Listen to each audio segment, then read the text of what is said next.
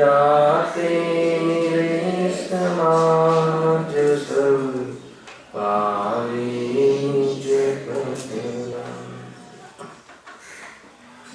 बहुविधि में त्याग નથી મલિન થયા નિજ ભાવ અભાવ થતાય તુનો સહજ રૂપ દર્શન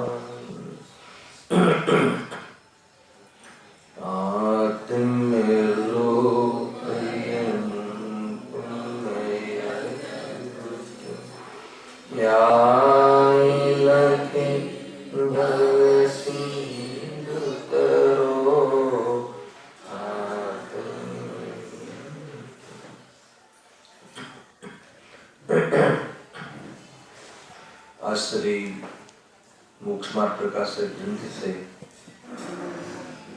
पांचमा अधिकार पर આપણે સ્વાધ્યાય ચાલી રહ્યું છે अन्य मत निराकरण। अन्य मत निराकरण में जे अन्य मतनी जे फिलोसॉफी है एनो विचार करता जे पण कई फिलोसॉफी से स्वरूपनी विरुद्ध से इस सामान्य बुद्धि वालों ने पण समझ में आवेલું છે। एमांथी एक निष्कर्ष निकळ्यो के एकमात्र जैन मत वितराग मत एक एज मत अनुकरणीय से आत्महितना अर्थे एक जैन मत ज अनुसरवा योग्य से। एमां एक बे वातनो ख्याल राखवा जेवुं छे कि ज्यारे कोई अन्य मतनी फिलोसॉफी खोटी से सत्य नहीं ये सिद्ध करी एमां कोई अन्य मतनी निंदा करवानुं के एने कोई द्वेष बुद्धि पूर्वक बात करवानुं के कोई हीन बतावानुं के पोताने अधिक बतावानुं प्रयोजन नहीं। आ बात खास ध्यान राखो केम के आनो विचार करिए त्यारे एक विचार आवे छे के आ वातने लईने तो समाजमां द्वेष थवुं संभव है परंतु एवं कोई प्रयोजन नहीं। खरेखर तो सत्य पतन पथ ने सत्य मत ने स्वीकार करवानुं प्रयोजन से ए वातनो अहींया ख्याल करवो जोईए। बीजी वात ए छे के जे पण कोई दर्शन विषय मत विषय आपणे विचार करीए तो एमां जे तत्वनी ओळखथी विचार करवो जोईए एनी साथे आपणे कोई संबंध छे के नहीं एना आधार पर विचार न करवो जोईए। त्यारे कोई पण मतनो विचार करीए तो एनुं जे तत्व निरूपण छे ए तत्व निरूपणनी ओळखथी ज आपणे विचार मध्यस्थी तेने करवो जोईए। एने ए मत साथे फिलोसॉफी साथे आपणे कोई संबंध छे के नहीं ए न जोवुं जोईए। कुल मळीने आपणे आपणा कोई व्यक्तिगत त्या कोई संबंध मगजमां के मानसमां राखी अने जो विचार करवामां आवे तो ये बात प्रत्ये आपणे कोई निर्णय नहीं करी शकीए, साचो निर्णय नहीं करी शकीए। कुल मळीने सत्याग्रही बनवुं जोईए, संप्रदाय आग्रही न बनवुं जोईए। आ कहेवानो हेतु छे। सवारमां अभ्यास करता एक विचार आव्यो कि अगर कोई व्यक्ति वर्तमान में कोई जे संप्रदाय से बिलोंग करे छे अर्थात एमां एनो जन्म थयो छे तो ये संप्रदाय ने सर्वथा पोतानो मानी ले तो बुद्धिथी विचारवामां आवे कि जे आयुष्य समाप्त थता अन्य संप्रदाय में पण जन्म लई शके छे तो आ संप्रदाय ए अपेक्षा पण तारो कई रीते थाय।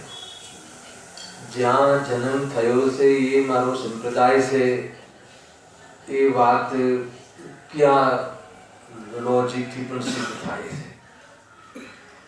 अने वर्तमानमां ए पण जोयुं के જે પણ સંપ્રદાયમાં જન્મ કર્યો હોય, જીવે થયું હોય, ત્યાંથી પણ સત્યનો સ્વીકાર કરીને ગુરુદેવશ્રીના નિમિત્તથી તો સ્વયં ગુરુદેવશ્રીએ સત્યનો નિર્ણય કર્યો અને એમના નિમિત્તથી કેટલાય જૈનોની વાત નથી, કેટલાક પટેલો પણ આ સત્ય સંપ્રદાયને અંગીકાર કરતા હોય છે.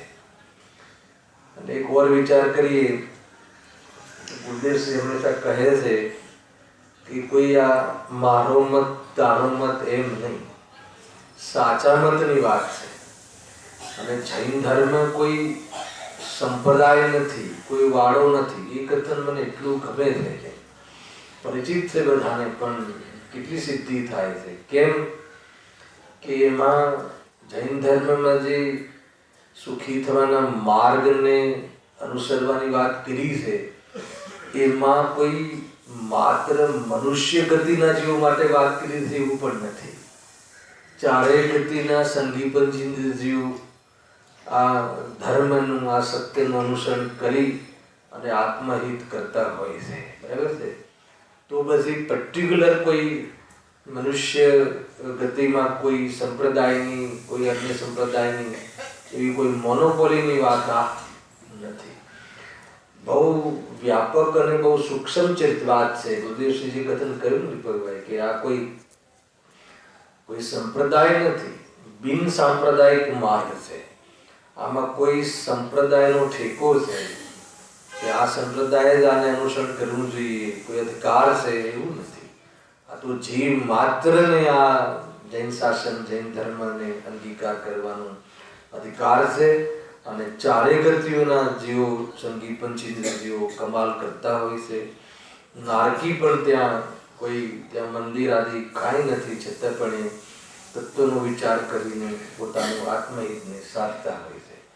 તો આ મને થોડું એટલે વિચાર આવ્યો કે જે એક એક મતને અહીંયા મુખ્ય કરીને આપણે વાત કરીએ છીએ અને એનું ખંડનની વિવક્ષાઓ ઘણી થઈ ગઈ, તો કોઈ ક્રિટિસાઇઝ આદિ ન સમજવું અને જે બી આપણી દાઢમાં કોઈ વાત રાખી હોય તો એને એકવાર ગૌણ કરી અને સત્યનો બહુ જ આદર્શ બની અને બહુ જ ઈમાનદારીથી વિચાર કરવો જોઈએ. તો બની શકે કે કોઈ આપણો ખોટો મત છે, એ મતનો અભાવ થઈ શકે આપણી માનસમાં, આપણા ચિત્તમાં. એ સમજીને આ આગળનો હવે વિષય આપણે પ્રારંભ કરીએ છીએ. પેજ નંબર કયું હતું રાજભાઈ? જે આ કે અન્ય મતની વિવક્ષા અને એનું જે ખંડન ને જૈન મતનું મંડનની બધી ચર્ચા તો થઈ ચૂકી હતી, પણ કહે છે કે અન્ય મતોમાં પણ, અન્ય મતના ગ્રંથોમાં પણ જૈન મતની પ્રાચીનતા અને સમીચીનતા વાળો ટોપિક ચાલે છે. એમાં પણ અંતિમમાં એ વાત આપણે ચાલી રહી છે. એમાં એ વાત કહી કે અન્ય મતોમાં જે એના ગ્રંથોમાં, એમના નિરૂપણમાં, પેજ નંબર 143, 143, એમાં જે પૂર્વાપર વિરોધ દેખાય છે. પૂર્વાપર વિરોધનો શું અર્થ થયો છે કે એમના દ્વારા કહેલા કથન આગળ જઈને એમના દ્વારા ખંડિત થાય છે. ક્યારેક તો રાગમાં ધર્મ છે એમ કહે, હે, હિંસાદિમાં ધર્મ છે એમ કહે, અને ક્યારેક હિંસાદિનો વિરોધ કરતા પણ દેખાય.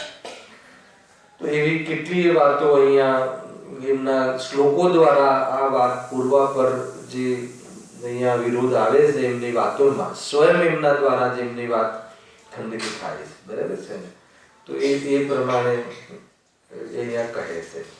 જેમ કે કોઈ બાળક એમ કહે કે મારી માતા વંધ્યા છે, હે ને? પોસિબલ છે? જ્યારે સ્વયં બાળક થયું છે તો વંધ્યા કેવી રીતે? તો એનું જ કથન એના દ્વારા ખંડિત થાય છે, એવી અહીંયા ન્યાયના શબ્દમાં વાત છે.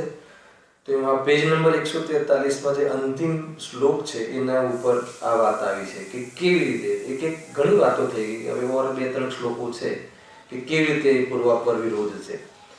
વળી અપુત્રસ્ય ગતિ નાસ્તિ, અને એમ પણ તેઓ કહે છે. બરાબર છે?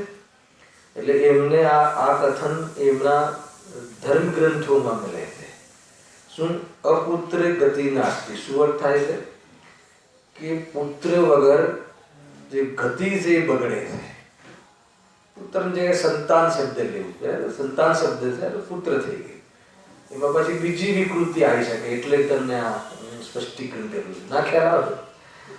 પુત્ર પુત્રી મેલ ફિમેલની વાત નથી. સંતાન જે વગર જે ગતિ છે, ગતિ બગડે છે, ભાવ બગડે છે. ઘણા લોકો એને આપણા શબ્દોમાં કે નખોદ ગયું આનું એમ કહે છે ને, અને નખોદિયાનું કોઈ ધન ના લેવું ને બધું કહે છે. આ બધી સામાજિક સ્તરની વાત છે, સમાજશાસ્ત્રની વાત છે, આ કોઈ ધર્મની વાત નથી. અને આગળનો શ્લોકમાં એમ કહ્યું છે કે જે લખ્યું અનેકાની સહસ્ત્રાણી કુમાર બ્રહ્મચારીણામ દિવમ ગતાની રાજેન્દ્ર અકૃતવા કુલ સંતતિમ. શું કહે છે એમાં કે અહીં કુમાર બ્રહ્મચારીઓને સ્વર્ગ ગયા બતાવે છે. એટલે જે બ્રહ્મચારી જે થાય છે, બ્રહ્મ રૂપી આચરણ જે કરે છે, એટલે કે કોઈ એવી જાતિના લગ્ન આદિ પરિણામોથી, ભોગ આદિના પરિણામોથી વંચિત રહે છે, એવા જીવો સ્વર્ગને પામે છે. અને એક બાજુ એમ કહો છો કે પુત્ર વગર ગતિ બગડે છે, તો કે આ પરસ્પર વિરોધી થયું ને. ખરેખર જોવામાં આવે, થોડીક વાત કરું, લૌકિક વાત છે, સમજવા જેવી વાત છે કે જે આ કથન છે ને, અપુત્રસ્ય ગતિ નાસ્તિ, પુત્ર વગર ગતિ બગડે છે, પુત્ર વગર વાસ્તવમાં ભાવ બગડે છે, એ સમાજશાસ્ત્રની વાત છે, સામાજિક વાત છે. લોકમાં એવું કહેવાય છે, લૌકિકમાં એવી જાતિની પ્રેરણા આપવામાં આવે છે, ટ્રેનિંગ પણ આપવામાં આવે છે કે જો તારે ગ્રસ્ત જીવનમાં પ્રવેશ કરવો હોય, સાંભળજો, તો ત્યાં જે ગ્રહસ્થ જીવનમાં કોઈ બી જ્યારે આપણે ઘરમાં બાળક જન્મે, શું છે આપણે લોકોનો લોક વ્યવહાર શું છે, હે ને? આપણે જે પતિ પત્ની રહે છે તો બાળકો થાય છે, પછી બાળકોને મોટા થાય છે, ભણે છે, અને પછી પાછા લગ્ન કરાવીએ છે. એ જેનું આખું ગ્રસ્ત જીવન તો એ ટાઈપનું જ છે ને, કે સારું યોગ્ય વર, યોગ્ય કન્યાની આપણે શોધ કરતા હોઈએ છીએ અને એ પ્રમાણે કરતા હોઈએ છીએ. તો ત્યાં તો એ આ વાત જાયજ છે લોક દ્રષ્ટિએ, સમજો કે ત્યાં તો કહ્યું કે ભાઈ તું ગ્રસ્ત જીવનમાં તું પ્રવેશ કર, અને જે લગ્ન આદિથી જોડાઈને એક સંતાનની પ્રાપ્તિ થતી હોય છે, એ સંતાનને એ જે આજીવિકા આદિ જે અને જે સામાજિક જે કર્તવ્ય છે એના નિર્વાહ કરવાની લાયક બનાવવાની બી જવાબદારી હોય છે. સાંભળજો, આ બધી વાતો આપણે પ્રાયઃ આપણને અભ્યાસ ન થાય, અને એને એ યોગ્ય બનાવીને પછી સાંભળજો ત્યાં બી શું લોજિક છે, એ બનાવીને જ્યારે વ્યક્તિને જેવી 50 વર્ષ 60 વર્ષ જેવી આપણે ગવર્મેન્ટે 60 વર્ષ રાખ્યા છે, 60 વર્ષમાં રિટાયરમેન્ટ વાનપ્રસ્થાન નામ છે, વાનપ્રસ્થાન, કે વાનપ્રસ્થાન કરવું જોઈએ. 60 વર્ષે તો ગવર્મેન્ટ બી કરે છે કે વાનપ્રસ્થાન એટલે શું? એક છે વાનપ્રસ્થાન આશ્રમ, એક છે ગૃહસ્થાશ્રમ, અને એક છે સંન્યાસ આશ્રમ. 3 આશ્રમ કયા લોકમાં. તો કહે છે કે ગૃહસ્થાશ્રમમાં તું પ્રવેશ કરી અને તું સંતાન આદિની તને પ્રાપ્તિ થવી યોગ્ય છે અને થતી હોય છે, અને એને એ યોગ્ય બનાવ, તો એને એ યોગ્ય ટ્રેનિંગ આપી દે, સંસ્કાર આપ, કે પછી તારું જે જીવન આજીવિકા ગ્રસ્ત જીવનનો નિર્વાહ કરે. અને તું શું કર, તો પછી 60 વર્ષે નિવૃત્ત થઈ, અને જો સંન્યાસ આશ્રમમાં જવાની તારી પાસે ક્ષમતા ના હોય તો ઘરમાં રહીને, આપણે ત્યાં આખું ઘરમાં રહીને આખું ગ્રસ્ત ધર્મ છે આખો, ત્યાં એક છે ને બધી અનુમતિ ત્યાગ આદિ, અનુમતિ ત્યાગ આદિ પ્રતિમા છે મારા ખ્યાલથી 8મી, જોઈ લેજો, ભૂલ થતી હોય નંબરોમાં. તો અનુમતિ ત્યાગમાં એમ કહે છે કે એના પછી દીકરો એમ કહે કે હવે આ મારા દીકરાને લગ્ન ક્યાં કરવા અને શું કરવા, તો કહે છે કે ભાઈ હવે તું જોઈ લે, તું એ યોગ્ય થઈ ગયો છે, તારામાં લાયકાત છે, હવે તું મને ડિસ્ટર્બ નહીં કર, હવે મને આ બધી જે મેન્ટલી માનસિક એટેચમેન્ટ છોડવી, એનું નામ અનુમતિ ત્યાગ. અને છોડીને શું કરે, તો કે આત્મકલ્યાણ, આત્મહિત માટે હવે શાંતિથી જીવન પસાર. શાંતિથી જીવન કેવી રીતે પસાર થાય? નિવૃત્ત થઈને પછી બીજા પ્રવાસે નીકળી જાય તો એમ શાંતિથી ને, શાંતિથી એટલે કે પછી એ તત્વ અભ્યાસ કરે, આત્માનો વિચાર કરે, આત્મહિત આત્મકલ્યાણ માટે એનો જે બી માર્ગ હોય એને અનુસરે, એટલા માટે આ વાનપ્રસ્થાનમાં એ જાય અને પછી જો એને યોગ્ય તાકાત સામર્થ્ય આવી જાય તો સંન્યાસ લઈ લે, દીક્ષા લઈ લે. ટૂંકમાં એ એટલા માટે ઘડપણમાં ધર્મ એ લૌકિક કથા છે, હે ને. ધર્મ માર્ગમાં તો આત્માનો ધર્મ, આત્મા ક્યારે બી ઘરડો યુવા આદિ નથી હોતો. એક વાટે પર્યાયની યોગ્યતાની ઓરથી 8 વર્ષની એક એ બી કર્મભૂમિના મનુષ્યને 3 ઇંચની મુખ્યતાથી કહ્યું છે. બાકી ભોગભૂમિમાં તો એ બી નહીં. જ્યાં આવ્યો ત્યાંથી આત્મકલ્યાણ સાધી શકે, ત્યાંથી યુવા થઈ જાય છે ને, ઉભો થતા છે. તો એવું છે આ કર્મભૂમિના મુખ્યતાથી કહ્યું છે કે 8 વર્ષ સુધી બાળકમાં એવી જાતિનો વિવેક નથી આવતો એના જ્ઞાનમાં કે એ હિતનો વિચાર કરી શકે. એટલે ઘણી બધી આમાં તો લાગુ પડે છે. આપણે નાના બાળકોને મોહવશ, આગ્રહવશ આપણે પ્રક્ષાલાદીમાં ધોતિયું પહેરીને લઈ આવીએ છીએ તો એ નિષેધ છે આપણે ત્યાં. એક નથી, આપણો રાગ બોલે, મોહ બોલે, પણ એવું છે નહીં. એને બરાબર એને ખ્યાલ આવવો જોઈએ, વિવેક હોય ત્યારે પછી ત્યાં લઈ આવવું જોઈએ. બાકી એને વાતોથી જેટલું સમજાવવું જોઈએ. કુલ મળીને આ એ પ્રકારે કહે છે. તો આ જે આ લખ્યું ને અપુત્રસ્ય ગતિ નાસ્તિ, એ લૌકિક વાત છે, સામાજિક વાત છે, સમાજશાસ્ત્રની વાત છે. અને જેમ કે ઓર કેટલી વાતો છે, મારે બહુ વિસ્તાર નથી કર્યો પણ 2-4 મિનિટ કહી દઉં કે જેમ કે ફેમિલી પ્લાનિંગ, કુટુંબ નિયોજન. કુટુંબ નિયોજનનો કાનૂન આવ્યો કેટલાક વર્ષોથી. તો એમાં જેમ કે વિદેશોમાં જે છે ને, એમાં આ જે ફેમિલી પ્લાનિંગનો બહુ વિરોધ કરે. ઉપરથી જે કોઈ બાળક લગ્ન કર્યા પછી ઘણા લોકો સેલિબ્રિટી આદિ જે બી બાળક ના જોઈએ આપણે, અને કોઈ અધ્યાત્મવાળા જીવો પણ એમાં ઝંઝટમાં ઉતરવા નથી માગતા. જે પણ હોય, ટૂંકમાં આ જે પુત્રની અવેરનેસ ન અવેરનેસ, વસ્તી વધારીને કઈ બી સમસ્યા અને વસ્તી ન વધે તો સમસ્યા, એ બંને પ્રકારની અલગ અલગ સમસ્યાઓ છે.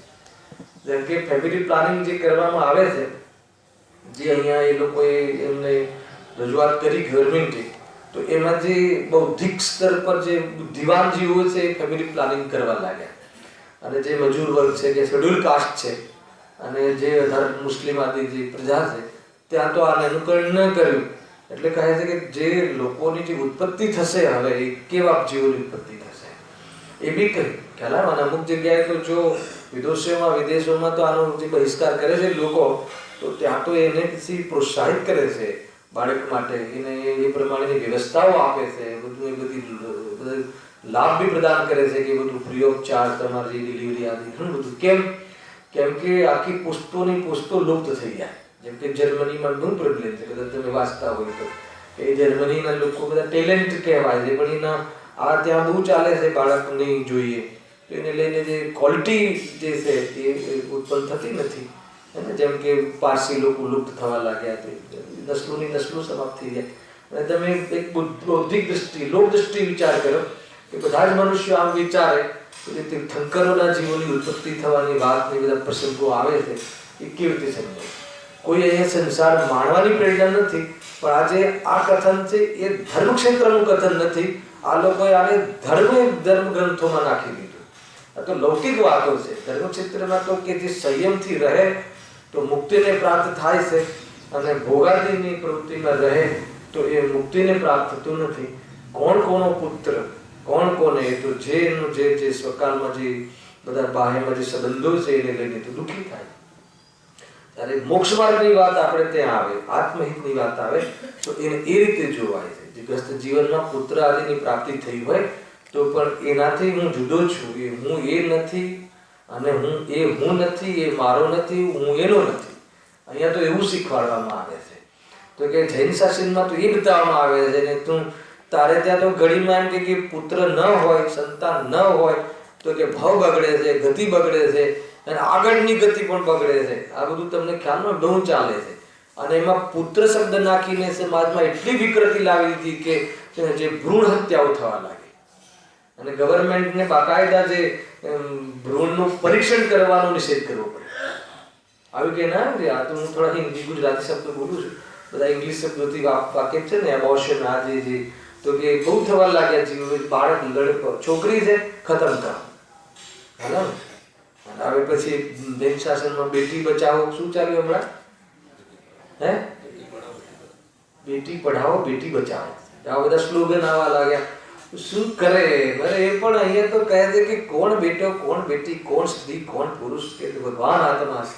પોતાના કર્મને લઈને એ સંયોગમાં એવા વ્યસ્ત થયા છે, પણ એ જીવ પણ એને પૂરેપૂરો અધિકારી છે મોક્ષને જવા માટે. કોઈ એમ કહે બેન કે સ્ત્રીઓને તો મોક્ષ નથી, તો અમે ક્યાં કહીએ છીએ કે સ્ત્રી મોક્ષ જાય છે? અમે તો કહીએ છીએ આત્મા મોક્ષ જાય છે. એ બધા નક્કી કરતું સ્ત્રી છે કે આત્મા છે, અને તું આત્મા છે નક્કી કરતો તારે આ ભવે એને બુકિંગ થઈ ગયું, અને એની યોગ્યતા પર્યાયના યોગ્યતામાં અને તારા પુરુષાર્થનો મેળ થશે, મોક્ષે ચાલી જઈશ. બરાબર છે કે નહીં? કેટલી બધી વાતો છે, કઈ કન્સેપ્ટ છે આને જો. એ પ્રમાણે આ એક વાત પણ અહીંયા જે ત્યારે ભારતમાં એમ પણ આવે, ભારત નામનો કોઈ ગ્રંથ હશે એ લોકોનો, તો એ પ્રમાણે ભારત હશે કે મહાભારત હશે કે જે બી હશે, એમાં એક આ શ્લોક બી રાખી દીધો કે ક્યાંક તો એમ કહો છે કે કુમાર બ્રહ્મચારીઓને તો જે બ્રહ્મચારી રહે છે એની ગતિ નથી બિગડતી, એ તો સ્વર્ગ જેવી ગતિઓને પામે છે. અને ક્યારેક તમે એમ કહો છો કે પુત્ર નાસ્તિ અને અપુત્ર, પુત્રની જો ગતિ નાસ્તિ, પુત્રની પ્રાપ્તિ ના થાય, સંતાન ના હોય, તો એ જીવની આ ગતિ એ બગડે છે, આ ભવે બગડે છે ને પરભવે બગડે છે. કેમ પરભવ બગડે છે? લોકમાં કેમ કહ્યું પરભવ બગડે છે? આ ભવ કેમ બગડે છે? કેમ કે લોકમાં ત્યાં એક સજ્જનતા છે. ત્યારે કુલકરો થયા તો એમને કહ્યું કે બાળકોએ માતા પિતાની સેવા કરવી જોઈએ, બરાબર છે? અને તું જો ગ્રસ્ત જીવનથી જ રહેવા માંગતો હોય તો ત્યાં આ બધા સંસ્કારો ને આ બધા આ પ્રમાણેના વ્યવહારો છે કે બાળકનું કર્તવ્ય શું છે? શ્રવણ વાસ્તવમાં સાચો બાળક છે, અને માતા પિતાની સેવા કરવી. પણ કહે કે એવી તો પંચમકારમાં લોપ થઈ ગયો સાવ, હે ને? ઉપરથી પોતાની સેવા કરાવે છે આજકાલ બાળકો, હે ને? મા બાપ મફતના મજૂર લાગે છે. અને અધ્યાત્મમાં તો ગુરુદેવસિંહ કહે છે કે તું મફતનો મજૂર થયો, હે ને? એટલે પોતાનું આ કરું તે કરું. આજે કેટલું આવ્યું હતું? તો આવ્યું હતું ને, આ કરું, આ મૂકું, આ કરું, તે કરું, હે ને? કેટલા ભવો ફૂ થઈ ગયા. ગુરુદેવસિંહ કહે અરે એ જીવ એ ભવ આપણને એમ લાગે છે કે પતી ગયું એમ. એનો અર્થ શું કે આપણે એટલા એંગેજ થઈ ગયા કે આપણને ક્યાં જીવન ચાલી ગયું એ ખબર નથી. અને જ્યારે જીવ લડખડે છે, એને ઇન્દ્રિયો શિથિલ થઈ જાય છે, વિચાર શક્તિ નબળી પડી જાય છે, ત્યારે એટલો ટેન્શનમાં અંદરમાં ડિપ્રેશનમાં ચાલી જાય છે કે જીવન પતી ગયું, આખો અધ્યાય પતી ગયો. સમજમાં આવે છે કે નહીં? હવે તો બીજે જવાના દિવસો આવ્યા, તો પણ એ જે કહે છે કે હજુ હું થોડુંક દીકરાઓને સમજાવી દઉં, કાં તો બધી વ્યવસ્થા બતાવી દઉં.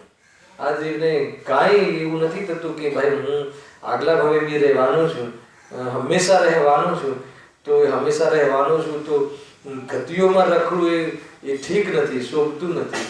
અતિન્દ્રિય જ્ઞાન, અતિન્દ્રિય સુખની પ્રાપ્તિ કરવાનો અવસર છે. જો આ અવસર જતો ના રહે. ખ્યાલ આવે કે નહીં ભાઈ? બહુ બુદ્ધિથી વિચાર કરજો, હે ને? ધર્મ પુરુષાર્થથી પ્રગટ થાય છે, સંયોગો ઉદયોથી મળે છે, અને જેને મળે છે એને એ તો પોતાના દ્રવ્યને પામે છે, પહોંચે છે પર્યાય. મને તો એ વાસ્તવમાં પ્રાપ્ત પણ થતો નથી. પ્રાપ્ત થયું કોને કહેવાય? લઈ જવાની કોઈ વ્યવસ્થા હોય તો પ્રાપ્ત થયું કહેવાય. લઈ જવાની કોઈ વ્યવસ્થા નથી. કોઈ એમ કહે અર્પિત કે ભલે લઈ જવાની વ્યવસ્થા નથી, ભોગવવાની તો વ્યવસ્થા છે ને. તો ગુરુદેવસિંહ કહે છે કે તું ભોગવી શકતો હોય તો પણ અમે કહીએ કે બરાબર છે, પણ તું પર પદાર્થને ભોગવી શકતો પણ નથી. ભ્રમથી એના રાગને ભોગવે છે, પણ ખરેખર પરમાર્થથી તો તું જ્ઞાનને ભોગવે છે. ક્યાં જ્ઞાનાનુભૂતિ, આત્માનુભૂતિ, રાગની અનુભૂતિ અજ્ઞાનીને પણ થતી નથી. રાગાનુભૂતિ છે એ વાસ્તવમાં જોવા જાય તો એ વખતે જ્ઞાન થઈ રહ્યું છે. એ જ્ઞાનની અનુભૂતિ છે, એ આત્માનુભૂતિ છે. તો જો તું ત્યાંથી તને નથી જોતો તો તું રાગની અનુભૂતિ માનીને, જેનું મૂળ મિથ્યાત્વ છે, વેદ જ્ઞાનનો ભાવ છે, એને લઈને તું રાગની અનુભૂતિ અથવા બહુ મજા આવે છે આ મંદ રાગમાં અને સ્નેહીજનોના પ્રત્યે આકર્ષણના ભાવોમાં, પણ તને એ વખતે પણ આકુરતા થઈ રહી છે. તારો આત્મા મુક્તિથી દૂર જઈ રહ્યો છે, એને તું બંધનમાં ફસાઈ રહ્યો છે, એનું તને ભાન નથી. ખ્યાલ આવ્યો?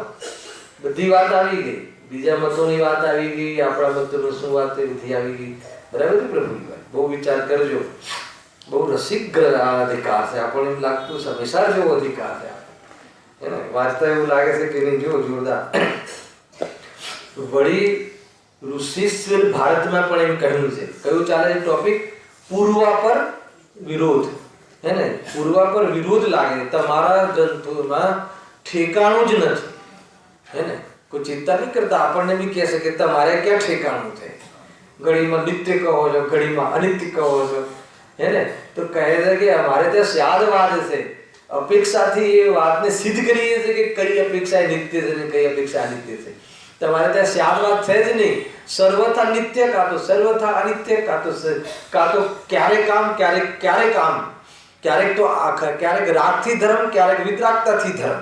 એટલે કે રાગ અને વિતરાગતાનું અંતર જ ખબર નથી. ખ્યાલ આવે કે નહીં? સમજમાં આવે છે રાજુભાઈ? સમજ છે ભાઈ? બરાબર. જો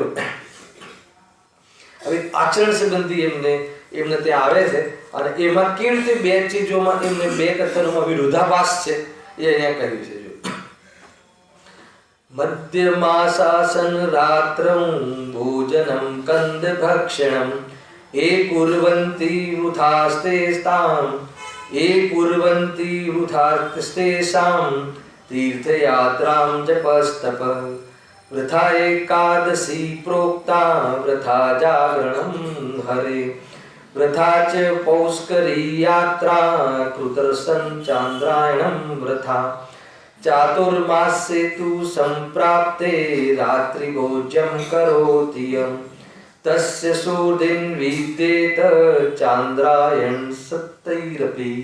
ખ્યાલ આવે શું કહે? બહુ સરળ છે, સમજમાં આવે. હું ફરીથી જો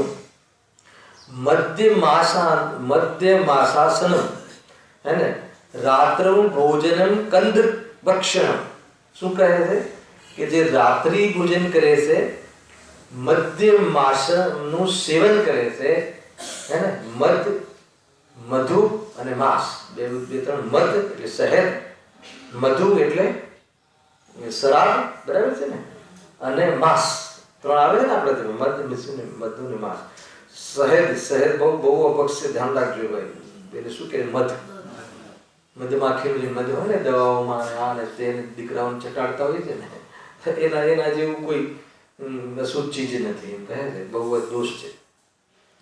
તો મધુ અને માંસ એનું જે સેવન કરે છે, રાત્રિમાં ભોજન કરે છે, કંદમૂળનું ભક્ષણ કરે છે, એ કૃવંતી વૃથાસ્તેષાં તીર્થયાત્રા જપસ્તપ. એ જેટલી બી તીર્થયાત્રાઓ કરે છે, જેટલા બી જાપ તપ કરે છે, બધા એ જીવને વ્યર્થ છે. આવું કોને કહ્યું? એ લોકોના શ્લોકોમાં કહ્યું છે. આગળ શું કહે છે? વૃથા એકાદશી, જે રાત્રિ ભોજન આદિ કરે છે, એનું એકાદશી શું છે? આપણે ત્યાં શું છે? અષ્ટમી ચૌદશ. તો એમને ત્યાં એકાદશી બહુ મોટો દિવસ કહેવાય. તો એ દિવસે વ્રતો કરે છે. હવે વ્રતો જે રીતે કરે છે, ખાઈને કરે છે કે કઈ રીતે કરે છે, રાત્રિમાં ભોજન કરીને દિવસે ભૂખ્યા રહે ને રાત્રિમાં ખાય ને જે બી કરે છે, ટૂંકમાં એ વ્રત પણ વ્યર્થ છે. આગળ શું કહે છે? વૃથા જાગરણમ હરે. એના જાગરણનું બી એક પ્રથા છે. તમને ખ્યાલ છે? ખરેખર જાગરણ તો જૈન ધર્મમાં જાગરણ છે. આપણે ત્યાં જાગરણ કહ્યું છે, પણ આપણે ત્યાં એ લોકો જે જાગરણ કરીને મોજ મજા કરે છે ને, એનું નામ જાગરણ નથી. એ લોકોને જાગરણ તો પાર્ટી જેવું લાગે. એવું લાગે ને જાગરણમાં તો બધું બસ ભોગ વિલાસના બધા કાર્યક્રમો હોય છે, જુગાર રમે ને જે પણ જે બધું હોય છે. ખરેખર જાગરણ તો એટલા માટે કે ત્યાં આપણે જે સાંભળજો લોજિક બતાવો. આપણે ત્યાં જાગરણ શું છે કે જે નિંદ્રા છે ને, એ પ્રમાદોમાં સૌથી વાસ્તવમાં નુકસાનકારક પ્રમાદ છે. એટલે નિંદ્રા એક એવો પ્રમાદ છે કે જેમાં દશનાવર્ણી કર્મના ઉદયમાં કે જે સામાન્ય અવલોકનથી પણ વંચિત રહે છે પદાર્થોના. બરાબર છે ને? સામાન્ય અવલોકન કે કોઈ પદાર્થની સત્તા બાજુમાં છે કે નહીં એટલી બી ચેતના કામ નથી કરી શકતી. તો એ નિંદ્રામાં, જ્યારે નિંદ્રામાં સમ્યક દર્શન સંભવ નથી. સમ્યક દર્શન થઈ ગયા પછી નિંદ્રામાં પણ હું અજ્ઞાયક છું એવી અનુભૂતિ રહે છે, પણ કોઈને નિંદ્રામાં સમ્યક દર્શન ત્રણ કાળમાં ના થાય. અને એમાં જ્ઞાન એટલું સુષુપ્ત થઈ જાય છે કે એમાં ભેદ જ્ઞાન કરવાની પણ ક્ષમતા રહેતી નથી. અભાવ નથી થતો, પણ વિવેક નથી રહેતો નિંદ્રામાં. એક પ્રકારથી મરણ તુલ્ય થઈ જાય છે કે જાણે મળદું થઈ ગયું. ના ખ્યાલ આવે? હવે આટલું બધું કીધા પછી આમ ચાદર અહીંયાથી અહીંયા ફિટ કરીને ઉઠીને સૂઈ જાય તો કોઈ વાર એવું લાગે કે મળદાની તૈયારી કરતા એવું લાગે કે ના લાગે? સમજ સૂઈ જાય ને જે ઊંઘી જાય એટલે મળદું જ થઈ જાય. તો આપણે જે રાજો છે, જે ઉત્કૃષ્ટ જે પદ છે, મોક્ષ સાક્ષાત મોક્ષનું કારણ છે, એમને ગુરુદેવશ્રી કહે છે કે નિંદ્રા કેટલી હોય છે? 19 સેકન્ડ. 19 સેકન્ડ નિંદ્રા એટલે હે ને ગજબ છે. અને લેટે તો કેટલું લેટે? અંતર્મુખથી વધારે લેટે નહીં. ના ખ્યાલ આવ્યો? લેટવાનું તો ખબર છે ને, આડા પડવું. ના, હું તો ઊંઘતો નથી, ખાલી આડો પડ્યો છું. આડા પડવાનો આડા પડતા પડતા શાસ્ત્ર સંભળાય. કોઈ એવી અવસ્થા હોય, વાત જુદી છે, એટલે કોઈ શારીરિક અવસ્થા જ નથી, પણ ઊંઘતા બધું ભક્તિ ને બધા પ્રવચનો ચાલે છે, પછી એમાં ઊંઘી જાય. ઊંઘવા માટે પ્રવચન હોય, લોરી છે એના માટે.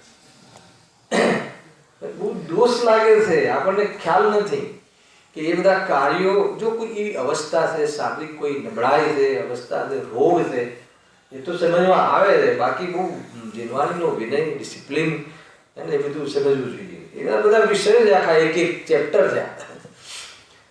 એને એમ નથી કે બસ હું ભગવાન આત્મા છું એમ બોલતા રહીએ ને વિચારતા રહીએ તો આત્મહિત થઈ જાય, એવું નથી. એના માટે પ્રોપર એની ભૂમિકા, એ રીતનો અવસર અને એમાં ડૂબી જવાય એવી જાતિના પરિણામ, બધી વસ્તુઓ માયને રાખે છે. એવું નથી કે દુકાને ચાલતા અને સાંભળતા જઈએ અને ક્લિયર કરતા જઈએ.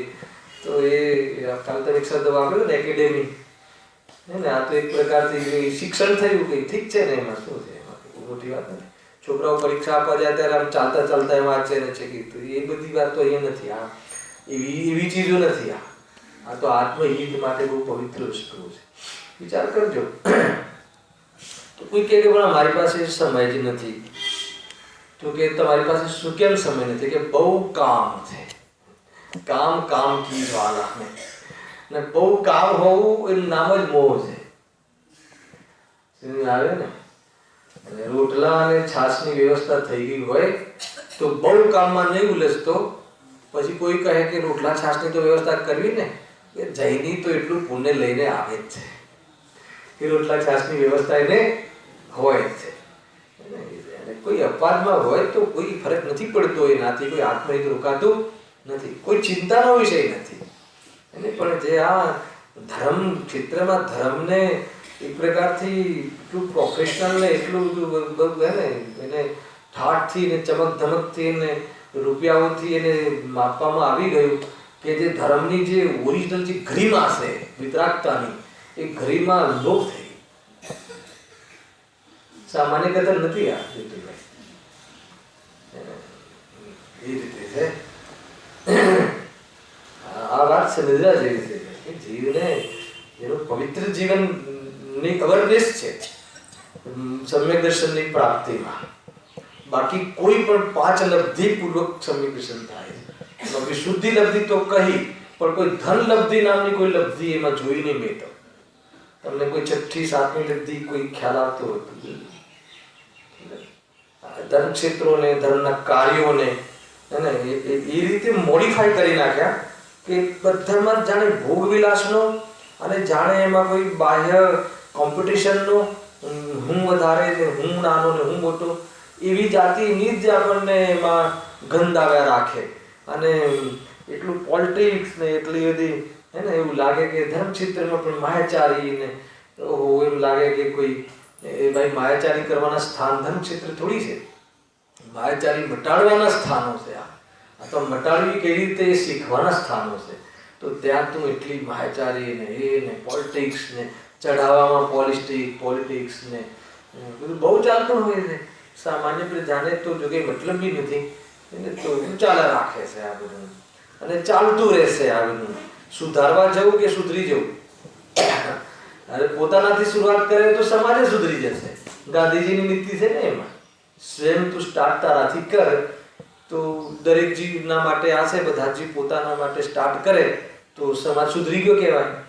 તો ઘણી બધી મેથડ છે, ઘણી બધી લોજિકલ બાબતો છે. આ એ રીતે અહીંયા કહી દો. શું કહે છે? જો પ્રથા એકાદશી પ્રોક્તા વ્રથા જાગરણ હરે, જાગરણ કરીને જે હરિના ભજન કીર્તન કરવામાં આવે છે એ પણ વ્યર્થ થઈ જશે. કોને? કે જે રાત્રિ ભોજન કરે છે, અભક્ષનું ભક્ષણ કરે છે, મધ માંસ આદિનું સેવન કરે છે, એની ક્યારેક એકાદશી આવે એટલે ઉપવાસ કરી લે અને રાત્રિ કોઈ જાગરણ બી એકાદ દિવસ કરી લે.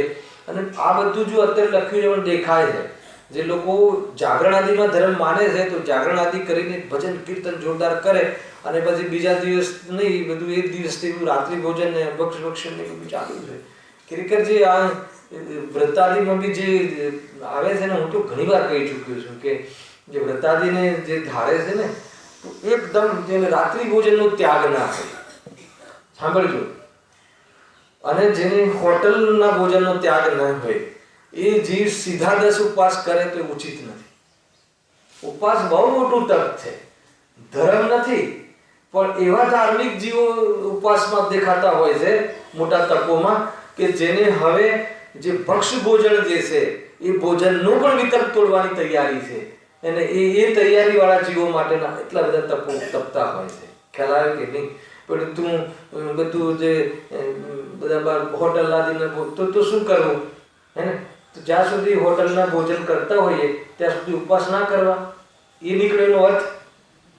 અરે ઉપવાસ આદિ ન કરવા એવું ક્યાં કહ્યું? ઉપવાસ આદિ કરવા એ તરફનો આપણને સન્માન હોવું, અરે જ્ઞાનીઓના ધાર્મિક કાર્યોમાં આપણને એનું સન્માન હોવું જોઈએ. એને આપણે અભ્યાસમાં બી લાવવું જોઈએ. તો એ કરવા માટે જે હોટલ આદિના ભોજન છોડવા જોઈએ એમ છે. હાલ આવે કે નહીં? અને ઉપવાસમાં ધર્મ ન માનવો જોઈએ. ઉપવાસ આદિના અવસરમાં ધર્મ પ્રગટ કરવાનો યત્ન કરવો જોઈએ. આયુષ્યમાં પૂરું પેકેજ. અને એવા વ્રતોને જ્યારે ધારણ કરીને શું કરવું? એ જેમ કે ઘણી વાર જે સરકારમાં જે ખુરશી જે લેતા હોય ને, ખુરશીનું બધું છે ને રાજકારણ, તો એક રાજકારણની સ્ટેટમેન્ટ આપ્યું કે 25 વર્ષ અમારે આ રાજકારણમાં ગયા તો એમાં મોટા ભાગે તો ખુરશી સંભાળવામાં જ સમય ચાલ્યો ગયો. ખુરશીને સુરક્ષિત રાખવામાં જ જીવન જતું રહ્યું. તો ક્યારે સેવા કરે દેશ સેવા? એ રીતે અહીંયા પણ વ્રતાદિમાં વ્રતોને નિભાવવામાં જ સમય જતો રહ્યો. અને નિભાવવામાં એમ નહીં, પાછું ધર્મ માનીને, તો ખરેખર ધર્મ ક્યાં રહ્યો? સમજમાં આવે છે? માનો તમે એક ઉપવાસ કરો તો ગમે એમ કરીને 24 કલાક ભોજનથી રહિત રહેવું છે, ગમે એમ કરીને, ના ખ્યાલ આવે? તો હવે એમાં એને નિભાવવા માટે બસ આખું 24 કલાક ચાલ્યા ગયા. હવે આત્મા કોણ ને આશ્રવ કોણ ને શું ઉપવાસનો અર્થ થાય ને શું કરે છે ને જ્ઞાનીઓ કરીને શું કરે છે, ઉપવાસ કરીને શું કરવાનું, કોઈ ઠેકાણું નહીં.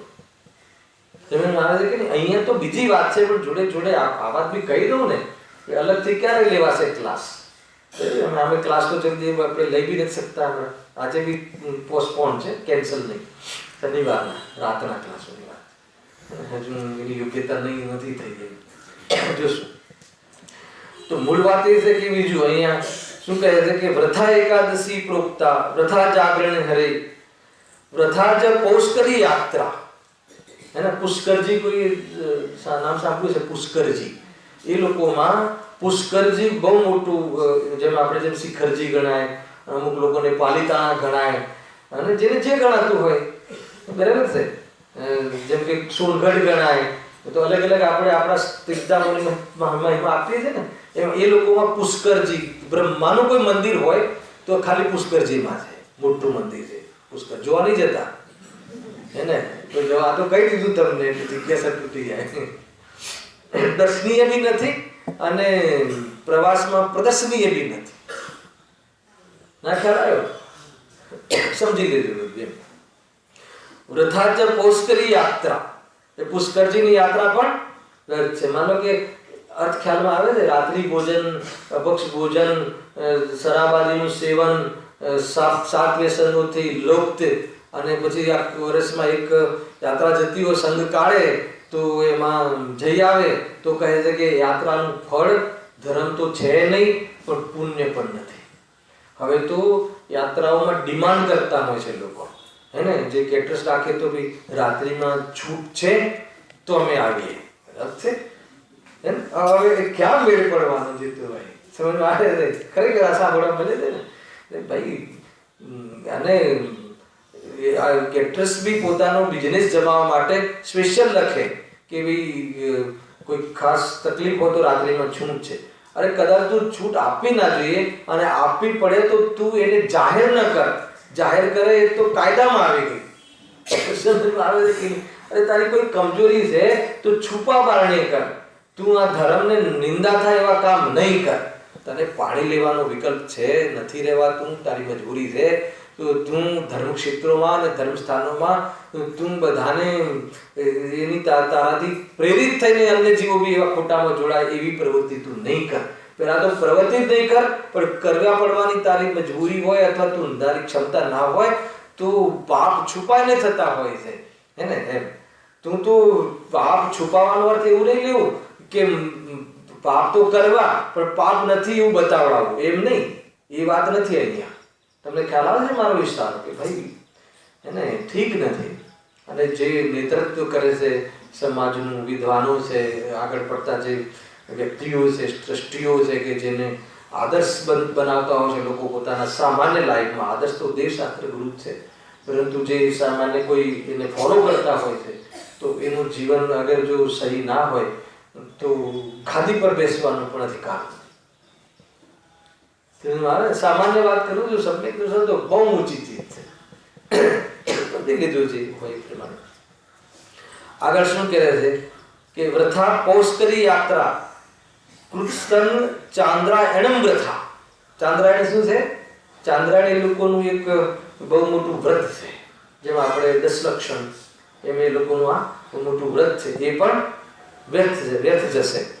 ચાતુર્માસે તું સંપ્રાપ્તે રાત્રિ ભોજન કરોતી હે ને? શું લખે છે કે જે ચોમાસામાં વિશેષપણે રાત્રિ ભોજનનો ત્યાગ હોવો જોઈએ. આમ તો હોવો જોઈએ 12 માસ, પણ કોઈ સામાન્ય એકાદ આઈટમની કોઈ જલની તને છૂટ હોય તો તારે ચોમાસામાં ભાઈ પુષ્કળ જીવોની હિંસા થતી હોય છે, હે ને? કોઈ જીવોની હિંસાના ભોગે કોઈ બાહ્યમાં દેવ દર્શન આદિની પ્રવૃત્તિ પણ ઠીક નથી. કારણ કે દેવ દર્શન ડાયરેક્ટ ધર્મ નથી. મને આજે વિચાર આવ્યો કે ઉપર જે ભગવાનની મુદ્રા છે, શિવમંદિર ભગવાન, બરાબર? આપણે આપણા નાના બાળકને જો ભગવાન, જો આપણા ભગવાન, જો આપણા ભગવાન, જે કર નમસ્તુ કર આપણે શીખવાડીએ, બરાબર? એટલે બાળકને તો અબોધ છે એટલે એને તો ધીરે ધીરે પણ માની લો કે આપણે એ પ્રતિમા જોઈએ, સ્થાપના નિક્ષેપ છે ને, प्रतिमा स्थापना निक्षेप से खरेखर क्या भगवान जिन प्रतिमा जिन सारी की ये स्थापना निक्षेपની ઓર છે. અને જો સ્થાપના નિક્ષેપ ના હોય તો પૂજ્ય પણ નથી. પણ એમાં સ્થાપના શાની કરી છે? જે આ મુદ્રા છે, ધ્યાનસ્થ મુદ્રા છે, એમાં નિર્વિકલ્પ દશાની, વિતરાગ દશાની સ્થાપના કરી છે બાકાયદા વિધિથી.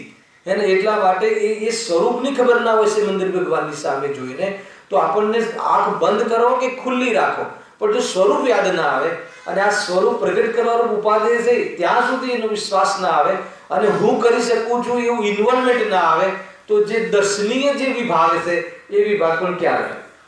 સમજમાં આવે છે કોઈ વાત? અને જે દર્શનીય છે એની પણ પ્રાણ પ્રતિષ્ઠા થવી જોઈએ. આપણને બતાવો, ભગવાન પથ્થરના હોય કે સ્ફટિકના? બહુ ભારે તમે આ બધી વાતો નહીં છેડો. અરે ભાઈ, આપણી છતની નીચે આપણે આપણા સાધર્મીઓને સત્યવાદથી અગર વાકેફ નહીં કરાવીએ તો ક્યાં ખોટું છે? આપણને રત્નની શું કહેવાય, શું સ્ફટિકની કેટલું આટલી મોટી હવે સ્ફટિકની પણ બિરાજમાન કરવાના છીએ, બોરીવલીમાં કરવાના છો ને, તો એનાથી જલ્દી સમ્યક દર્શન થઈ જશે. અરે નહીં, વિતરાગતા દર્શનીય છે ને કે સ્ફટિકની મૂર્તિનો મહિમા શું કામ આવે છે? જીતુભાઈ, મને સમજમાં નથી આવતું. લોકો લાઈન લગાવે ત્યાં જોવા માટે, આ ભગવાન એકલા બેઠા હોય. મૂળબદ્રી ધક્કા મારીને જાય, અહીંયા કોઈ ના હોય તો કોઈ ના હોય ત્યાં તારે શાંતિથી પ્રતિમાનું અવલોકન કર, સ્વરૂપનું અવલોકન કર. તો પ્રતિષ્ઠાનું મહત્વ છે ભાઈ, હે ને? પ્રતિષ્ઠિત ના હોય તો પથ્થર જ છે, કેમ કે એ તો પથ્થર જ છે. ભગવાન તો ચેતનમય છે. નહીં તો પેલો પથ્થરને પૂજે છે, આપણે પથ્થરને પૂજીએ છીએ. આ પ્રતિમા પથ્થરને પૂજીએ છીએ, આપણે એના ભાવને પૂજીએ છીએ, વિતરાગ ભાવને પૂજીએ છીએ. નહીં તો તે તો કહે ને કે ભાઈ તમે મારા પર કેમ આરોપ કર્યો છે? અમે પથ્થર પર ટીલો કરીને પૂજીએ છીએ તો તમારા ભગવાન પથ્થરના છે ને? કે ના, અમારા ભગવાન હવે તો વિદેશી છે અને સ્ફટિક વાળા છે. હવે તો એનું શું થયું? ઇન્ક્રીમેન્ટ શું કહેવાય? અપગ્રેડ થયું. બરાબર છે. નિષેધ નથી, પણ મહિમા વિતરાગતાનો આવવો જોઈએ. બિરાજમાન કરો ના નથી, પણ બેમાં ડિફરન્ટ થઈ ગયું ને. હવે તમને એના પર ધ્યાન જાય અને પછી કોઈને એમ લાગે કે બેનશીનું એક ઉદાહરણ છે તો આ છે, ત્યારે તો જ્ઞાનીઓ ઉદાહરણ લઈને આપણને કોઈ બીજી વાત બતાવવા માંગતા હોય છે. તો એનો અર્થ કે કોઈ પ્રતિમા મહાન છે, કોઈ સ્ફટિકની ને એવું નથી ભાઈ, સમજો. અને એ તો પ્રતિષ્ઠિત હોય તો પૂજ્ય છે, બાકી એને આપણે ત્યાં આમંત્રિત કરીએ છીએ તો આ તો ભગવાન થવાના છે એટલે એટલો આપણને એના પ્રત્યે ઉત્સાહ છે. બાકી ન એ પૂજ્ય છે, ના નમસ્કારને યોગ્ય છે, કે ના એ ચમર ઢોળવાને યોગ્ય છે. આ તમે સમજી લો, દોષ જ દોષ. સમજ આવે છે? એ તો બાજુમાં એક જીનવાણી રાખી અને આપણે એની જે ભાવિ નિગમ નહીંથી આ ભગવાન બનવાના છે અને આપણે એની વિધિ કરવા વાળા છીએ, એટલા માટે એક આપણને એ પ્રત્યેનો આપણને પ્રમોદ રોમાંચ ઉઠતો હોય છે. બાકી રોમાંચમાં જો અગર એવી કોઈ પ્રવૃત્તિ થઈ ગઈ કે જે 24 ચમર ઢોળવાની જે વિધિ છે એ સાક્ષાત તીર્થંકર અથવા જેમાં બિરાજમાન કર્યા છે, જે સ્થાપના નિક્ષેપથી ત્યાં ચમર ઢોળવાની વિધિ છે, એના સિવાય નથી ગઈ. કે દોષ લાગે છે, અજ્ઞાનતામાં દોષ લાગે છે, હે ને? એટલે ભાઈ હવે કોઈ કહે કે આ વાત નહીં છોડો, અમે તો કરી ચૂક્યા, પહેલા દિવસ કેવું હતું તો રાખવું હતું મારું પ્રવચન, હું તો તૈયાર હતો. મને તો વિકલ્પ બી હતો કે આ પ્રતિમા આવે પહેલા એક પ્રવચન હોય તો કોઈ બી પ્રવૃત્તિથી જીવ બચી શકે. આપણે તો બચવાની વાત છે, સત્યને ગ્રહણ કરવાની વાત છે. મેં કર્યું એટલે સત્ય, અને કોઈ વિદ્વાન એને કરે એટલે સત્ય. ભાઈ મને તો જેટલું શાસ્ત્રથી ખ્યાલ આવે છે એટલું કહું છું, અને ભૂલો તો આપણાથી બી થતી હોય છે.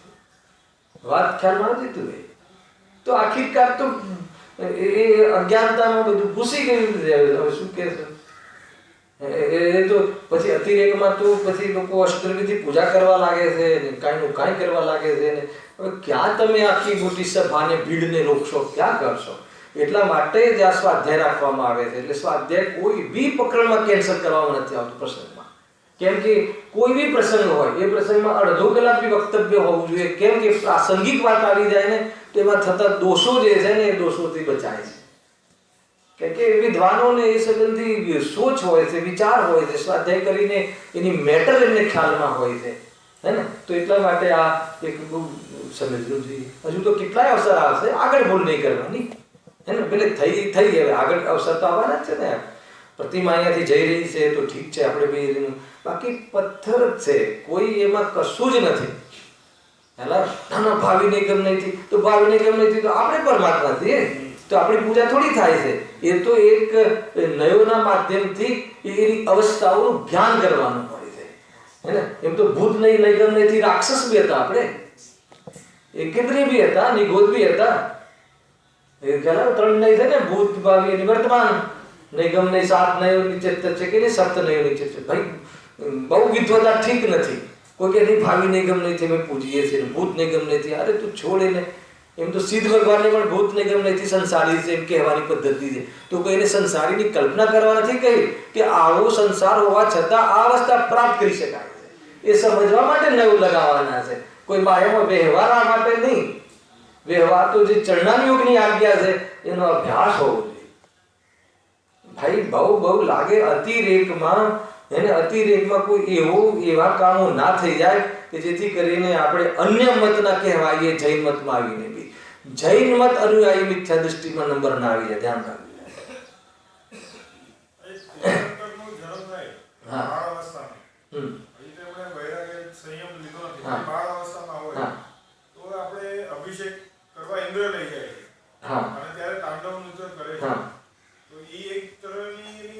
મને બતાવ, ખ્યાલ આવી ગયો કે એ જે બાળ જે તીર્થંકર છે એનો અભિષેક તો આપણે નામ આપ્યું હોય છે, અને ખરેખર તો સ્નાન છે. અને એ જ્યારે ઓરિજિનલ જે હોય છે ત્યારે આવી સ્નાનના પ્રકરણો એમને આવા હોય છે, એટલા માટે કહ્યું છે. તો એ વિધિ બતાવી છે. અને ત્યાં બી જ્યારે દીક્ષા કલ્યાણક થાય ને પછી જ આપણે પ્રતિમાઓને પૂજીએ છીએ, નમસ્કાર કરીએ છીએ. જોઈ લેજો તમે, હે ને? ધર્મ કલ્યાણક દીક્ષા, પછી જન્મ કલ્યાણક, તો એની જે પ્રતિમાઓ હોય છે ભલે કદાચ વસ્ત્ર ન કરાયા હોય, હે ને? આ તો બધું સ્થાપના નિક્ષેપનું કાર્ય છે ને, તો પૂજ્ય નથી, આપણે પગે નથી લાગતા, વંદન નથી કરતા. પણ જેવી દીક્ષા કલ્યાણક જ્યારે જે તીર્થંકરનો જે દીક્ષા લે છે તો ધાડ બધા પડદા ખોલી નાખીએ છીએ આપણે. આને બધા જે દર્શનીય અથવા વંદનીય પ્રતિમાઓ કહીએ છીએ, તો એ કોઈ વંદના કે તો અભિષેક નામ આપી દીધું છે કે હવે શું કોઈ શબ્દ તો સારો આપવો જોઈએ ને. હવે એમને ત્યાં સ્નાન કહીએ તો કેવું લાગે, એ ઠીક છે. તો એમને ત્યાં એવી વ્યવસ્થાઓ હતી, એમના જીવનમાં પુણ્યના ઠાઠ હતા તો થોડા ઠાઠ બતાવી દીધા. તો ઠાઠ બતાવ્યા કે આવા ઠાઠમાં પણ અલિપ્ત રહેતા હતા એ બતાવ્યું. આપણને ઠાઠ તો દેખાવ્યા અને પૈસા ભેગા કરવા માટે બોલીને પૈસા કલશો બી લીધા, પણ જે જોવાનું હતું એ ન જોયું કે આટલું જોરદાર આટલા ઇન્દ્રો દ્વારા આવી સેવા થવા છતાં પણ ભગવાનને સમ્યક દર્શન 3 જ્ઞાનના ધારી માના પેટમાં આવે છે. ક્ષાયિક સંકિતિ તદ્ભવ મોક્ષગામી. ગુરુદેવજી કહે છે ગર્ભ કલ્યાણકના પ્રવચનમાં, માતાના શરીરમાં પણ આ ગર્ભમાં પણ આ પરમાણુ તે હું નથી એવી પ્રતીતિ કરતા હોય છે ભગવાન. ખ્યાલ કે નહીં, ગર્ભ અને જન્મ હું ધારણ નથી કરતો એવી પ્રતીતિ કરતા. વાંચો તમે વિછ્યાના સોનગઢના જે 6 પ્રવચનો 6 જગ્યાના પ્રવચનો ગુરુદેવના ઉપલબ્ધ છે. તમે પંચકલ્યાણ, હું તો મારો તો નિયમ છે, જનરલી બહુ જતો નથી, જાઉં તો પંચકલ્યાણકના ચોપડી મારી પાસે હોય એ વાંચીને જ જઉં છું. જેટલી વાર જાઉં એટલી વાર. આ નિયમ છે. એકવાર તમે વાંચો એ શું કહેવા માંગે છે. પંચકલ્યાણક ગુરુદેવશ્રીના પંચકલ્યાણકની પર એ વખતની કોઈ કેસેટો તો મને આપજો ભાઈ. હેલો, શું જે સ્વરૂપ હતું, શું ડિસિપ્લિન હતી, શું એની ધર્મની ગરિમા હતી, વિતરાગતાની મહિમા હતી. હેને હવે 80% સાંસ્કૃતિક કાર્યક્રમો થઈ ગયા, કશું રહ્યું નહીં. રાત્રે 12 વાગ્યા સુધી રાત્રિમાં તો દિવસના પ્રકાશમાં કાર્ય કરવા જોઈએ, પણ શું કરે કે બધું લોકોને મોહ એટલો રહ્યો કે બધાના નંબર આવતા 12 વાગી જાય છે. તો પછી એમ ઠીક નથી ને, ઠીક નથી. વાસ્તવમાં બધું બદલાઈ ગયું, એ ઠીક નથી. જેમ જેમ પંચમ કાળ આગળ વધતો જાય છે એમ એમ ધાર્મિક કાર્યોમાં પણ શિથિલતા આવવા લાગી છે. અને શું કરે આવે છે, આપણે તો એને આપણે શિથિલતાથી બચવું જોઈએ. એ સૌથી મોટો ઉપાય છે. આપણે આપણો લોટો હે ને છાનીને પીવું જોઈએ. એ છે. આ તો મોકો હોય છે ટેબલ પર બોલવાનો, બાકી તો આ બી તો એક ક્લેશના પરિણામ થતા હોય છે. ખ્યાલ આવે કે નહીં? અને એ બી સાધર્મિક પ્રત્યે વિશેષ રાગ હોય છે કે કોઈ જીવ આમાંથી બચી શકે તો ભાઈ બચી લે છે. બસ એટલો ઉદ્દેશ છે, બાકી કોઈ નિંદા ટીકા ટિપ્પણી નથી. હે ને અહીંયા સાંભળીને અહીંયા કોઈ એવો ભાવ હોય તો કાઢી નાખજો, બાકી ક્લિપો પહોંચાડવાની જરૂર નથી. અને પહોંચાડો તો એવી જગ્યાએ પહોંચાડજો કે એ જીવને ખ્યાલમાં આવે કે નેક્સ્ટ પંચકલ્યાણકમાં આપણે આદર્શ પંચકલ્યાણક કરીશું. ચિંતા નથી ભાઈ, જીનવાણી છે, જીનવાણીની સામે તો ખુલીને વાત છે. એ રીતે વોટ્સઅપ આવી ગયું ને, આ તો બધું વોટ્સઅપનો જમાનો છે. વિદેશી અત્યારે હોત તો વોટ્સઅપથી ભેદજ્ઞાન કરાવો વધારે. સૌથી જે પોતાનો ઉપયોગ ખરાબ કરે ત્યાં કરે. મેં તો પ્રવચનમાં પ્રતિક્રમણમાં બી વોટ્સઅપ ચાલુ કરતા જેવો જોયા છે. અહીંયાથી દેખાય ને, તમારે તો પીઠ હોય, અમને દેખાય. પ્રવચનમાં, પર્યુષણમાં, પ્રતિક્રમણમાં ફોન લખવું પડે છે કે ફોન લાવ નહીં, લાવે તો તું બંધ કરીને સાયલેન્ટ પર નહીં ના. ખ્યાલ આવે તો શું વાઇબ્રેશન પર નહીં, વાઇબ્રેશનમાં ઉપયોગ જોઈન્ટ થાય એને સ્વિચ ઓફ કરીને આવવું જોઈએ. ધ્યાન રાખવા જોઈએ. ક્યાં આવ્યા હતા ભગવાન જે બિરાજમાન કરાવે એની થાય છે. એ પ્રતિમાની 3 કાળમાં ના થાય. થતી હોય તો રોંગ છે, કરતા હોય તો ખોટી પ્રથા છે. એ તો એ પંડાલમાં જે ભગવાન બિરાજમાન કર્યા હોય છે ને, જે લાવ્યા હોય ને આપણે દર્શન માટે, એની પૂજા કરીએ છીએ. એ કોઈ પ્રતિમાની થોડી કરીએ છીએ. કોઈ દેશ ના થાય. એ પંડાલમાં એક મંદિર હોય છે, એ આપણે એમાં જે આપણે જે પ્રતિષ્ઠિત પ્રતિમા લાવીને બિરાજમાન કરીએ છીએ કે જેથી આવાવાળા મહેમાનો દર્શન કરી શકે.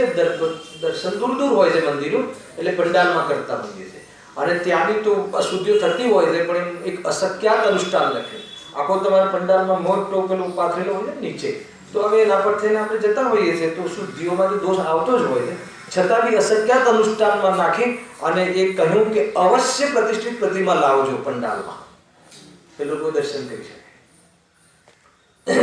ખ્યાલ આવે છે ને? ત્યાં પૂજન કરતા હોય છે. આપણે કોઈ દિવસે તો પડદાની પાછળ રાખીએ છીએ પ્રતિમાઓ, તો જે પ્રતિષ્ઠા કરવાની છે કે ક્યાં પૂજે. પણ લોકો ત્યાં જઈને કરી લે, ચઢાવી દેવા કે તો કોઈ શું કરે એને?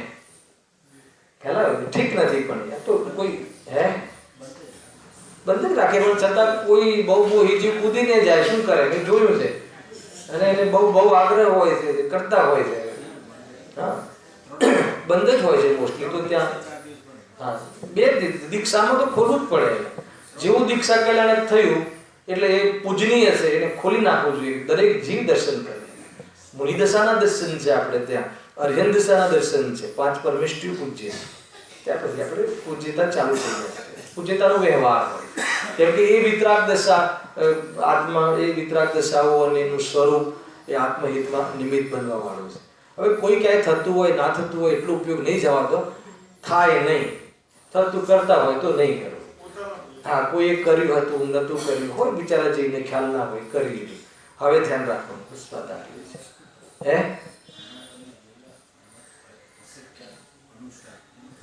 અશક્યાત અનુષ્ઠાન ત્યાં વિશુદ્ધિ રાખવી સંભવ નથી ને. પંડાલમાં કેવી રીતે સંભવ છે? જેમ આપણે મંદિરોમાં ચપ્પલ બી બહાર કાઢીને જઈએ છીએ અને એકદમ પગ ધોઈને જઈએ છીએ, તો ત્યાં તો પંડાલમાં તો સંભવ બી નથી. તો એ રીતે એક અશક્યાત અનુષ્ઠાન કરીને એક અનુષ્ઠાન કહ્યું છે શાસ્ત્રમાં, કે એવી કોઈ જગ્યા હોય તો કોઈ એવી જાતિનું દોષથી પ્રતિમા ન લાવવી એવું નહીં કરતા, હે ને. જ્યાં ઘણો લાભ થતો હોય ત્યાં ઓછા લાભ, ત્યાં ઓછા નુકસાનને ગૌણ કરીને કાર્ય કરજો. પણ એનો કોઈ ઉલટો અર્થ કાઢીને પછી છેક સુધી નહીં પહોંચી જતા. બધું કેવું પડે. આ તો શું કરે? જીવનો મોહ તો એવો છે ને, દાડે તો ખીચામાં આવે ભક્તિમાં. આપ કરીને જોઈ લે, મૂકી દે, દર્શન થઈ ગયા. એટલો બધો ટાઈમ બિઝી હોય છે જીવ. દર્શન જ કરવા છે ને આપણે, તો વાર નહીં લાગે આવતા. એ રીતે છે. શું કરે? સમય થઈ ગયો. જો અહીંયા વિષય શું છે હું તમને ખાલી 2 મિનિટમાં જણાવી દઉં, પછી કાલે આગળ બી લેવું છે. અહીંયા એમ કહેવું છે કે તમારે ત્યાં પૂર્વાપર વિરોધ છે. કેમ? કે જો અહીં મધ્ય માસ રાત્રિ ભોજન, ચોમાસામાં તો વિશેષપણે રાત્રિ ભોજન અને કંદભક્ષણનો નિષેધ કર્યો. એ તો તમે કહો છો તમારે ત્યાં. ત્યારે હવે સાંભળજો, મોટા પુરુષોને, વીઆઈપી પુરુષોને મધ્ય માસાદિકનું સેવન કરવું બતાવે. એક બાજુ તમારા જ ગ્રંથોમાં માંસાદીનું ભક્ષણ કરે તો તું કે તારી ગતિ બરાબર નહીં થાય ને, તું એને આ રીતે તારા બધા વ્રત બી વ્રથા ને આ બી વ્રથા ને આ બધું વ્યર્થ જશે. અને એક બાજુ તમારા મહાપુરુષોને બધી છૂટ, મધ માંસાદીનું એ તો સેવન કરે, એ પાછો ધર્મના નામે. તો કે આ તમારે જ કોન્ટ્રોવર્સી છે તમારા જે નિરૂપણમાં. બુદ્ધિમાં ખ્યાલ આવે એવું છે. જ્યારે જે કરવા જેવું નથી એમ તમે કહો છો અને તમે સ્વયં કરો છો ધર્મના નામે. તમારી કોઈ મજબૂરી હોય તમે એને આદર્શ બનાવીને પ્રેઝન્ટ કરો છો. આપણે બી આપણા બી ધાર્મિક જીવો હોય છે, એના જીવનમાં ગ્રસ્ત જીવનમાં એ ભોગવાદીનું જીવન હોય છે, પણ એને આદર્શ નથી બનાવતા. એને ઔદૈહિક ભાવ કોઈનો આદર્શ ના હોય. કોઈ ધર્મ ધાર્મિક જીવનો ઔદૈહિક ભાવ આદર્શ નથી. વિતરાગ ભાવ તે ગુણસ્થાનમાં આદર્શ છે, હે ને. એ જરૂરી. આ પ્રમાણે વિરુદ્ધ નિરૂપણ સેવન કરવું બતાવે છે. તથા વ્રતાધિકમાં રાત્રિ ભોજનમાં કંદાદિ ભક્ષણને સ્થાપન કરે. આવડી નહીં વાત. વ્રતાદિ હોય એ લોકોને આમ વ્રતાદિ આમ કાંઈ બી લેતા ના હોય, પણ વ્રતોમાં સ્પેશિયલ સાબુદાણાની ખીચડી ખાય. તો કે તું દોષવાળા છે, સ્પેશિયલ બટાકાની વેફર ખાય અને અભક્ષનું ભક્ષણ કરે. વ્રતમાં આમ ન લેતા હોય, ન ખબર છે કાંઈ કશી અપક્ષ પક્ષનું પણ ભાન નથી. એ પ્રમાણે વિરુદ્ધ નિરૂપણ અહીંયા કર્યું છે. હવે કાલે બસ આને સમેટે છે અહીંયા, અને પછી એક શ્વેતાંબર મત જે બહુ સમજવા લાયક છે એની ચર્ચા આગળ. સહેજાનંદી